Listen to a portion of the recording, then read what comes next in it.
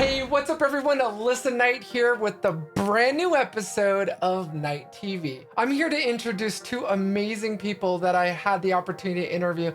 Tom Sego, the CEO of BlastWave, and Peter Alm, the CTO. Now this interview took place a while back, so don't freak out when you see me wearing different clothes and my set completely different. But it was important for me to get this episode out. I want all of you to meet BlastWave and Tom and Peter, two very cool cats. Today we're going to be talking about Kubernetes security. We're going to be talking about secure remote access into containers.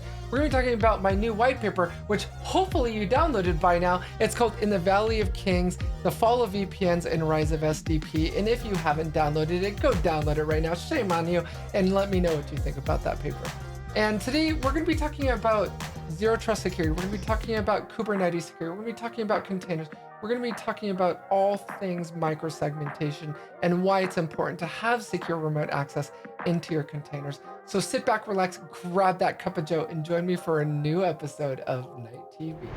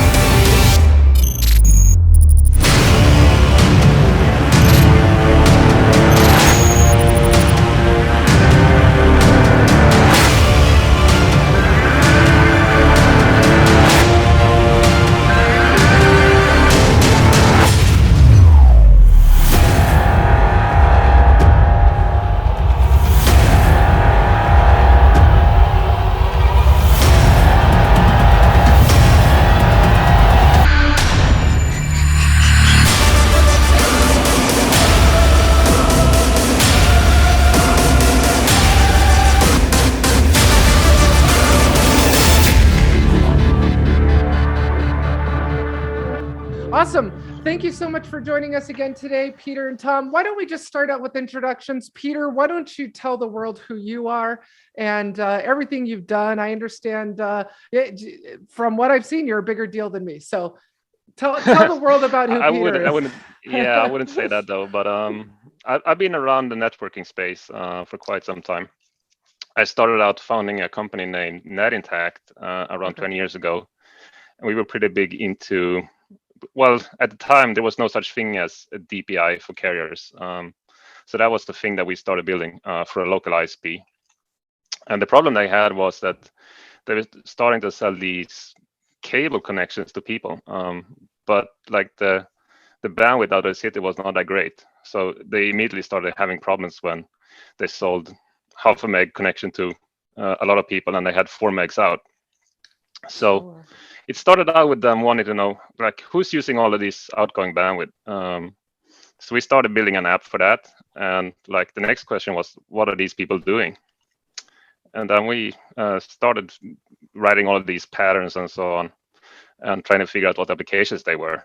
And quite immediately, it became obvious that most of this is just downloads, it's porn, it's file sharing, those kinds of things. So that was like the immediate reaction was, what can we do about this to make it work better for people? So then we started adding things like prioritization, traffic shaping, and so on. And then it kind of became like this pretty big subscription management portal for carriers. And we were bought out by a company named Procera Networks in 2007, I think it was. Okay. Who was trying to build pretty much the same thing. So they were a publicly traded company, but they kind of failed at the development. So they took our product and made it into Procera Networks. And then we went to NASDAQ, and yeah, the story goes on. So you actually got your roots in the telco space, in the telco carrier space. Oh, wow. So switching networks and that's awesome. So now for my interest, I thought I heard Tom say at one point something like every phone call in the world travels through technology you built or something. Tell us more about that. Well, not so much. Not everyone. Not so much the actual calls, but 2.5 billion. 2.5 billion. He's just a little modest, everybody. He's a little modest. Yeah. So I mean, So the company is nowadays known as Sandvine, and they usually publish this Internet Phenomena report every year, where they just show the trends that's going on across the internet. And I think it was the report for 2020 where they stated that they collected data from 2.5 billion subscribers. So that means that there was the traffic for those subscribers traversing those devices. So wow, it's a pretty big installed base. When was this built? How long ago? We started out 20 years ago. Oh wow! But the root of the product is pretty much still the same. I mean, it's gone through quite a bit of generational work, but the core foundation is still the same. Now, Blast Shield is really ultimately your brainchild, right? So tell us about kind of what you're building with Blast Shield at BlastWave, which is the flagship product name, and what you guys are doing there to really sort of reimagine secure remote access into networks and even now Kubernetes clusters. Yeah, I mean, it kind of started out with like anyone that's doing modern development. You kind of start out with having all of these assets scattered around all across. I mean, you have some physical servers, some physical devices. You have a bunch of stuff running in all these different clouds, and just providing connectivity between all of those things started to become real painful, at least for me. And all of like the current solutions with site-to-site VPNs and what you might have, which is super cumbersome to set up, and in the end, you didn't really have any security. So that's kind of where it started out, and we just spun on from that point. Yeah, and we're about to spoiler alert, we're about to release I think a really cool, if I may say so myself, really cool white paper on this and the vulnerabilities inherent in VPNs themselves. You know, back in 2000, I had spoken at Black Hat briefings on how to circumvent VPNet appliances, and so you know, even still, what is it, 22 years later, companies are still using VPNs. In my perspective, dare I say, legacy at this point, you know, we really should, you know, shame on us. We really should have moved to something else a lot sooner. And that's really what you guys have brought to market here, right? So in this new software world of software-defined networking and this concept of software-defined perimeter. So for our audience who doesn't know, can you kind of explain what an SDP is, what software-defined perimeters are? Sure. I mean, usually if you take a look back at what you described as the traditional VPN, where it's like someone might log into some VPN concentrator that's sitting at the edge of some on-prem network or some cloud. And usually what happens is that once that connection terminates, it's kind of, they can roam around freely on the other side. You might have whatever they want. Yeah, you might have some rudimentary access control lists, but it's usually not very tight. So what we've done instead is that, why should anyone have access to anything by default? We kind of think that you have to think through what you give access to what, and for good reason, because it just makes lateral movement so much harder if you only have access to the things that you need. Right. Yeah. And we also go ahead. Yeah, and we also think about a few other things. We don't think usernames and passwords have a place in 2022. Yes. We replace that. Hashtag no more passwords. I'm sorry. Yeah. Thank God. Yeah. I just can't believe we're still using passwords today. I really can't. Yeah. I mean, if you look at what's happening with all these traditional vendors, is that they either get some kind of account takeover with credentials are leaked, or there's some kind of web form of some web page that are exposed on the public internet that you can just put some bad data in and get in without even having a username and password. Yeah. So in our world, you shouldn't be getting access to anything web-based until you've been authorized and authenticated. That's why and you make a really good point. Authorization. It seems like developers today, if you look at recent breaches, are authenticating people, but they're not authorizing them. Okay, just because you're authenticated, just because you work here, just because you're an employee, does that necessarily mean you're authorized to be able to access everything? Does that necessarily mean you should be authorized to see this or do this? And I think, I love that we're finally sort of waking up and realizing that that we should live in this zero trust world, that we shouldn't just inherently, implicitly trust an employee just because they work for us, or trust this device just because we issued it to them, or trust that this individual or this asset should be able to talk to each other. I'm a big believer in that, that old adage, the castle has left the moat, right? This concept of defense in depth is dead, because how arrogant of us to think that we can actually control the data and where it's at, that we need to actually go where that data is to secure it. So with that, the founder of the feast, Tom Sego, why don't you introduce yourself and tell the world who you are. Yeah, so I'm Tom Sego, co-founder, CEO, BlastWave, and my background was absolutely not in networking, which is one of the reasons why I knew I needed to bring on a network specialist like Peter. You needed a yeah. Peter. So yeah. I pretty much was never qualified for any job I ever had. I started out at Caterpillar. I was doing sound suppression engineering. Then I went to Eli Lilly. I started doing safety management, environmental controls, product management. And then I went to, I got an MBA. And then I went to Emerson Electric and did business development and corporate strategy. Okay. And then I went and did, I went to Alta Vista for a while. Oh my God. I can still see the logo in my head. Yeah. This is great. Yeah. I was doing business analysis and product management there. And then I did sales support at Apple for 9 years. And then started doing, startups and things like that. So I've been all over the map, and I know what I don't know, which is a lot.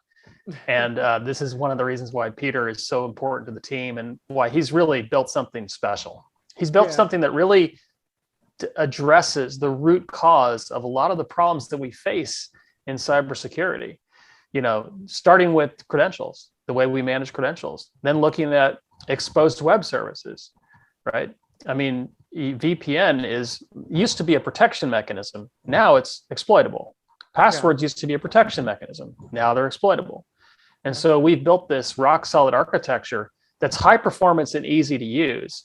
So we're very excited to tell the world about it. And Peter's adding new features and functionality related to Kubernetes and container workloads and things like that. So it's amazing. Yeah. So yeah, you I'm guys very happy.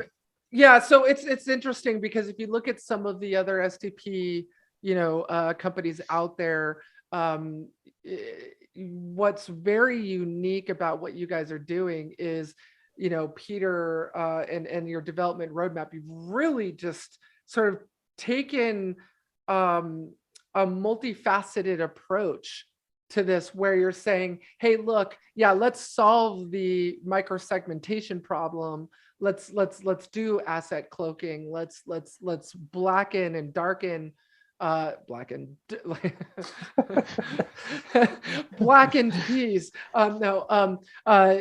You darkening hosts, while also folding in passwordless multi-factor authentication, and knowing that we need to do a lot more than just proving something we know, which is a password, but something we are, something we have, and your app and scanning QR codes and being able to, if I wanted to hijack or do account takeover on an account that a network has been instrumented with Blast Shield with, I would need to steal their cell phone, right? I would need to have their cell phone. And you wouldn't be able to even see the assets that you were trying to attack.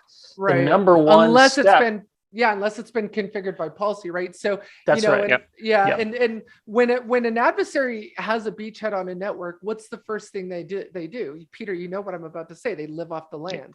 They carve credentials out of memory. They carve connections out of cache. They figure out the environment, and in some cases on incident response calls than forensics I've been on, they in many times have known the network better than our own network administrators, because they were on the network for so long, and they were allowed to roam freely, following the breadcrumbs all over the network, and harvesting credentials and harvesting, golden tickets and Kerberos and Kerberosting and doing all that. But you guys have figured out a way to deal with that, and while also authenticating and authorizing users. And just because they work for the company saying, hey, you know what, just because you work here and you have an account doesn't necessarily mean that we trust you and that you should have access to everything. And it's not just access, it's also visibility. You know, if you take away visibility for either outsiders or insiders who don't have permissions, then it also removes intent. It makes it really difficult for people to figure out where your crown jewels are. Right. So it's again, you know, because we have this yin and yang where Peter is a brilliant network engineer and I come from the outside, you know, I can bring questions that networking people may not ask. Yeah. And, you know, which may frustrate Peter sometimes, but hey, you gotta have the business side and the technology side. Otherwise you just got great technology and no one to lead the way. But, you know, it's interesting. So let's talk about Kubernetes for a moment, right? So for the, Peter, feel free to keep me honest here, but basically Kubernetes is basically like a big hypervisor, if you will, running a bunch of, you know, guest operating systems, very kind of similar to VMware, where basically you're federating a bunch of containers together instead of virtual hosts and VMware as guest OSs. You're federating containers like Docker containers, right? In this new microservices world we live in.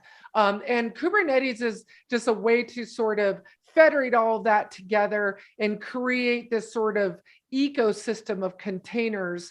And why don't you tell the world, Peter, what is the problem around secure remote access to Kubernetes? How big of a problem is this? And just describe the problem for our viewers.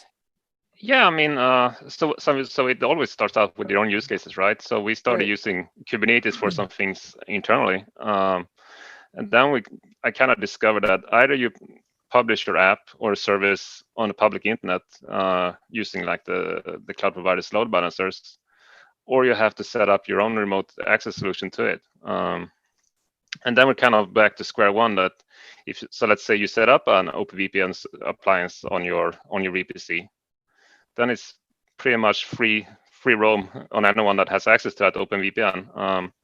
So what we did instead is that we added a BlastWave integration that you can run within the cluster, and it monitors all your pods, services, ingresses, and so on for a certain set of annotations that you might add to them. And if you add the proper ones, then the integration will pick it up and provision BlastShield endpoints for it, and will only give your authorized users access to those applications or devices or apps or whatever it might be. Interesting. So you're governing access to specific resources within the cluster using your technology. Exactly. On a per user basis. Yeah. So we don't do anything for the in-cluster security though. We feel like that's a space that's covered by other people. Okay. But when it comes to actually allowing people access to the applications that you're running within the cluster, or perhaps allowing a pod that's running some outside access to perhaps some kind of physical device you have running on-prem, or you might have some other service running in some other cloud and so on, then we're a really good supplement for your in-cluster security. Okay, so let's talk about a use case, because I think, you know, we may be talking above the head of some of our audience. So give me a typical use case for a client. So they've got this massive Kubernetes cluster and a bunch of containers in there. How would they instrument Kubernetes with BlastShield? So let's say one use case might be that you're running. So let's say you're a software house and you're running perhaps a GitLab instance. With the BlastShield integration, you can set it up so that you only your employees has access to it within 2 minutes. Then perhaps you might have some build systems that's running on some other cloud for some reason. It might be that there's only some resources that are available in that particular cloud. And then you could set up these private networks so that all of these things are interconnected securely and microsegmented.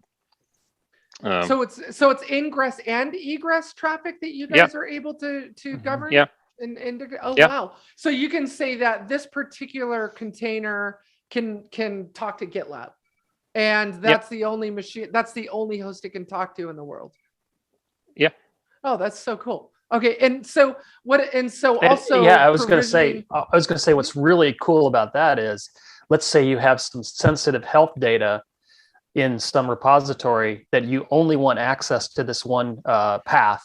you can specify that in the policies such that that data can't be exposed. And as you know, healthcare data is extremely sensitive and extremely valuable to hackers. So yeah, well, in tactics and techniques discussion around this, I'm sure both of you know the one of the first things that a compromised network on a compromised network an adversary will do is lock and leak, right? So ransomware, encrypt it, and then leak it. If all you can communicate with is GitLab or a specific server, you can't exfiltrate that data out from that specific host. So you guys are solving a huge problem with the exfiltration challenge as part of the TTPs that an adversary will follow once they've established a beachhead on a network. So now, exactly. What about like containers talking to each other within the cluster? Are you guys doing anything there with microsegmentation today? Or no, we're leaving that alone at the moment. Okay. There's a lot of movement that's going on and a lot of vendors that are trying to solve that issue. Okay. And I think most of them are doing a pretty good job. So at the moment, we're leaving that alone. So and you see where the market goes. So should we think of BlastShield and Kubernetes as kind of like when you guys are instrumenting Kubernetes with BlastShield, kind of like a candy wrapper around it for external threats, and so outside to inside and inside to outside. So kind of like a insider threats as well. Insider threats as well. Yeah. Yeah. So okay. So that's in the Kubernetes. That's in a Kubernetes cluster. That's on-prem. Correct me if I'm wrong. You guys also support AWS and their implementation of Kubernetes. What are you guys doing as far as cloud support? Because I think, and I've talked about this before. And there are some companies right now that are paying the price for this, not being cloud ready fast enough. And I think in today's world in 2022, it is a startup killer. And I think it's one of the first things a venture capital firm should ask a company before they invest is, do you support the major CSPs? So can you implement BlastShield in AWS? And I think we were talking about this before the show, EKS, I think it's called. And definitely. So I mean, for AWS, you have quite a set of options. You can either use what we call a gateway, which means that you don't have to touch the actual instances that's running in AWS. And a gateway also supports AKS, as you said.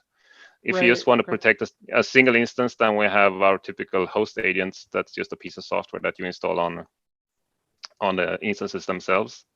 But then you kind of have to set up your security groups for that instance to not allow anything else. The cool thing about running a host agent on an AWS instance is that you can actually clear out all the inbound rules for it, and it will still work within the BlastShield network, but nothing else can connect to it. One of the things that I really love to talk about on this show is the architecture around solutions, because I'm a very hierarchical thinker, right? I like to think hierarchically.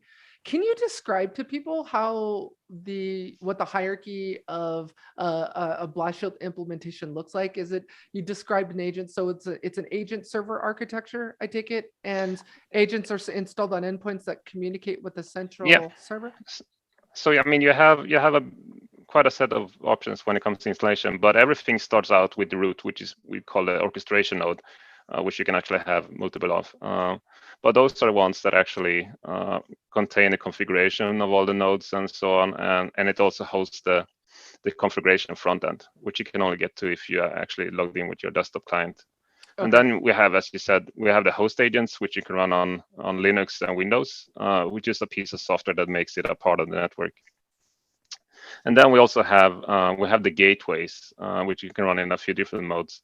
But if you really want to cloak something, then you can run it in layer 2 mode, which means that you have an upstream port and you put the asset downstream from it. And then it acts as a DHCP server, default route, and everything like that. So it's completely isolated away from the rest of your local network, while still maintaining secure remote access. So obviously on-prem Kubernetes implementations, AWS implementations. Do you guys support Azure today? Can people deploy in Azure?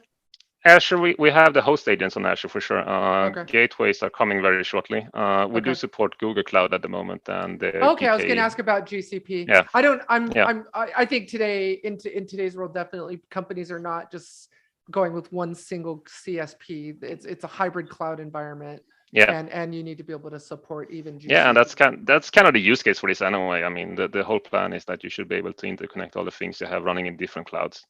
Yeah, exactly. And not only cloud service providers, but also on-prem. You can also connect IoT devices, and you can kind of stitch this together as a single overlay fabric that allows you to control permissions between groups of devices and services, as well as groups of users. So it's a comprehensive way. It's not just focused around microservices, like a lot of solutions are. Yeah, and yeah, I think I was just recently in doing research for writing the white paper that we're about to publish. There was this really interesting article that I wrote and it's interesting that you brought up IoT. There's a great article that was just recently published about vulnerabilities in VPNs being used by OT networks. So operational technology, SCADA, industrial control system security, ICS in general. There's a specific VPN vendor that a lot of them use, a vulnerability researcher went through and started identifying remote code execution in a lot of these VPNs. So it's like, I mean, the struggle is real. The struggle is real. So I mean, this is a real problem, and I definitely see a lot of application here in the OT IoT space. And Tom, why don't you talk about the business side of Blast Shield or BlastWave and I keep interchanging the two. Keep calling you guys Blast Shield, but it's a whole Kleenex thing, right? So why don't you talk about the business side?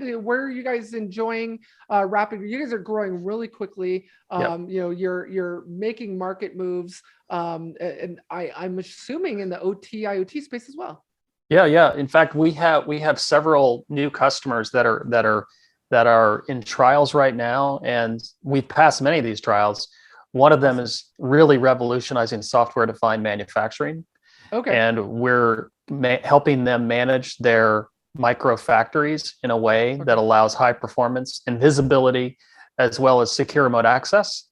It's very easy to use. They also have video coverage that they need to be monitoring, so that high performance is super important.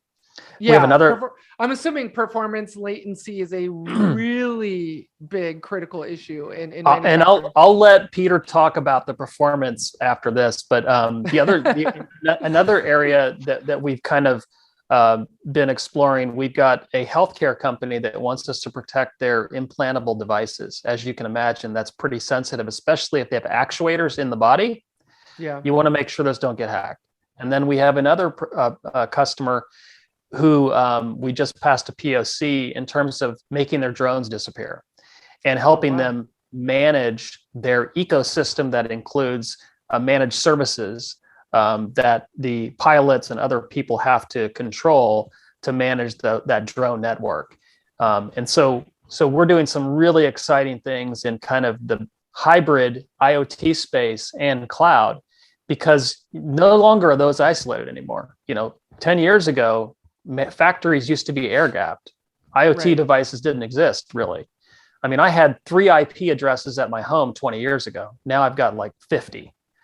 So, that's why we've really got to be thinking more holistically about the way you manage all of your devices and services, not just those that are provisioned by one company or another. Yeah, I would imagine there's a significant attack surface there.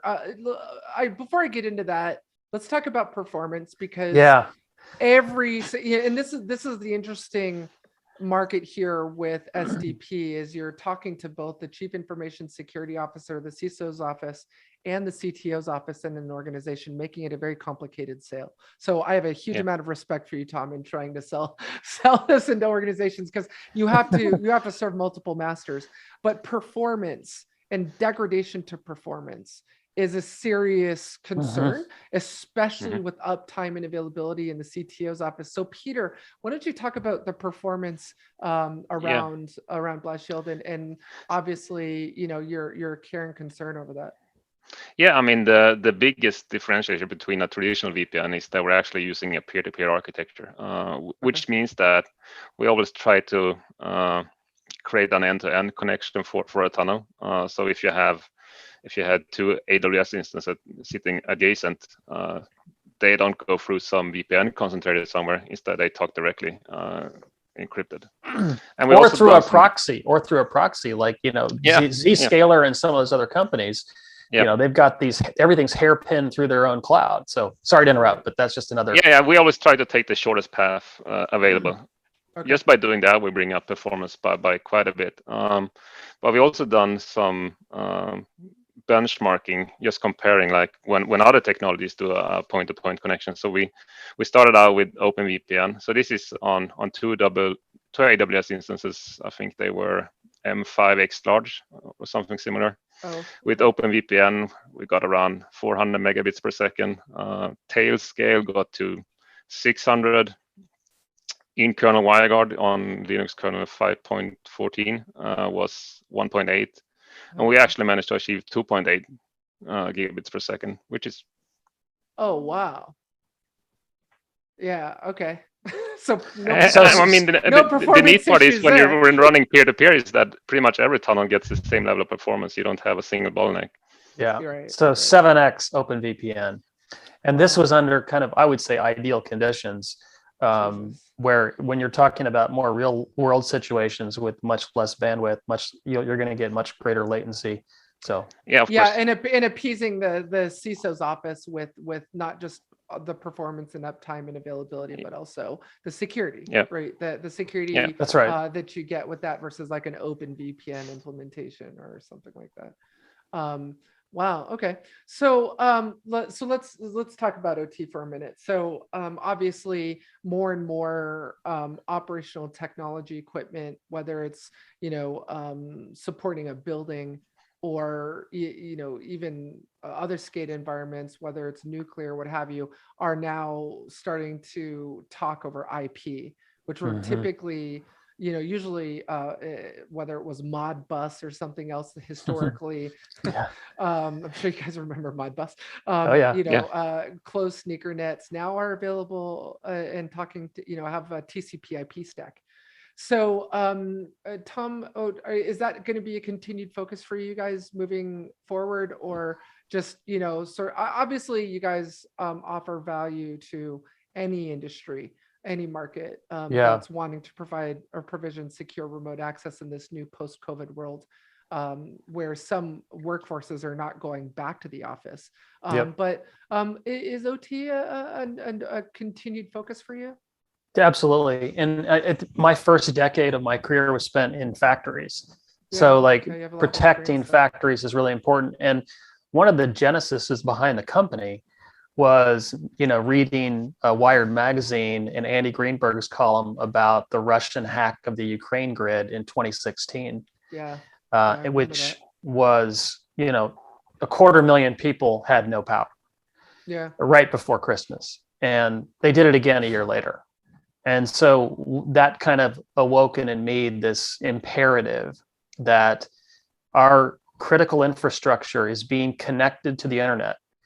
And so, and the problem with that is you can't do this detect and patch mechanism that's used in a lot of IT organizations and enterprise, because many of those systems are not patchable, right? The lifespan of this OT technology lasts 30, 40 years. So we needed to be able to build an overlay that could run over any packet-based network and make sure that we could protect these PLCs and other things that many of which do run on Modbus. So providing security that can bridge what is actually an artificial boundary between IT and OT, and it's starting to converge. And the solution that Peter is so adeptly built makes that artificial distinction go away, because you can manage it as one set of assets. You may have critical healthcare data in a server somewhere, and you may have critical machinery somewhere else. And you can manage these in a way that limits both the visibility and access based on permissions. So it's very cool, and it's always going to be a focus of ours, because the world is, both digital and analog, and physical. So what's the next chapter for BlastWave moving into 2022, Tom? What's your ultimate vision? Where's this headed? Well, I think our near-term focus is around deploying these exciting use cases that we've talked about and proving that prevention is possible. I was talking to some CISOs who just did not believe that there was such a thing as prevention. They've given up. On prevention. Yeah. They've just given up. And they're receiving between 50 and 75 phone calls and emails and LinkedIn requests per day. So they're bombarded. You've had many of the 3,500 cybersecurity companies fail to deliver what they promised to deliver. So there's a lot of disillusionment in the marketplace. And so what we are doing first is proving it and delivering what we say we're going to deliver in a very compelling, easy to use, powerful way. So the near-term access is to kind of, since we're out of stealth now, we are trying to prove that we deliver what we say we deliver. Yeah. And then beyond that, there's so many different ways for us to extend this, but it's exciting to look at ways in which we could boil the ocean, but it's much more important for us to really stay focused early on, get that critical traction, and then build up the team and scale that way. Well, on my show, a lot of people hear me quote Simon Sinek. I'm a big believer in his quote, people don't buy what you do, they buy why you do it. So the way I like to end my shows is, Tom, can you and Peter tell me your why? So what is your individual why, Tom? And Peter, I'd love to hear what your why is. Why do you wake up in the morning and do what you do? I want to solve big, meaningful problems.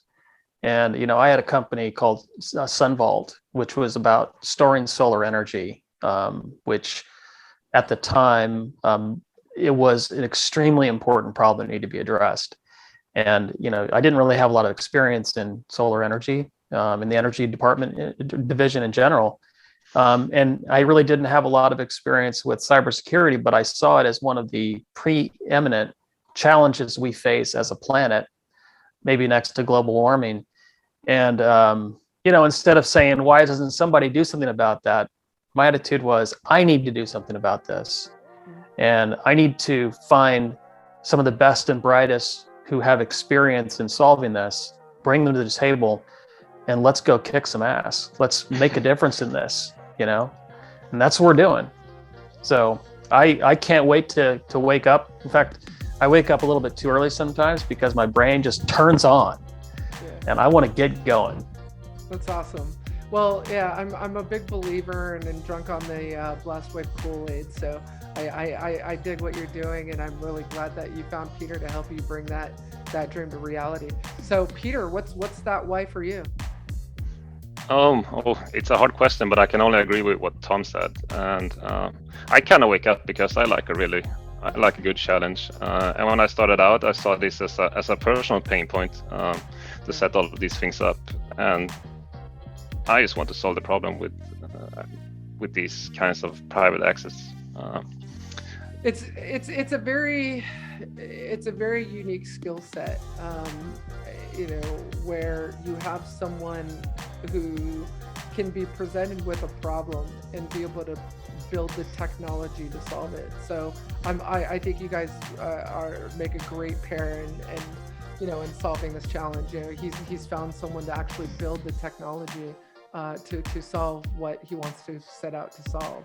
So that's amazing. I'm really excited for your guys' future and what you guys are doing over there, which is why I'm on the board of advisors. I appreciate what you guys have built over there, and I'm really glad to be a part of it. So thank you for being on the show. We're glad to have you, by the way. Thank you so much. Thank you for being on the show today, Peter. I'm really excited about what you're building, and I can't wait to see, new versions coming down the pike with these added capabilities, the new gateway support you're adding for Azure, correct? Yep. So really excited about that. And Tom, for the future of BlastWave and seeing you guys on the big NASDAQ advertisement board that so many companies seem to be doing and hitting unicorn status.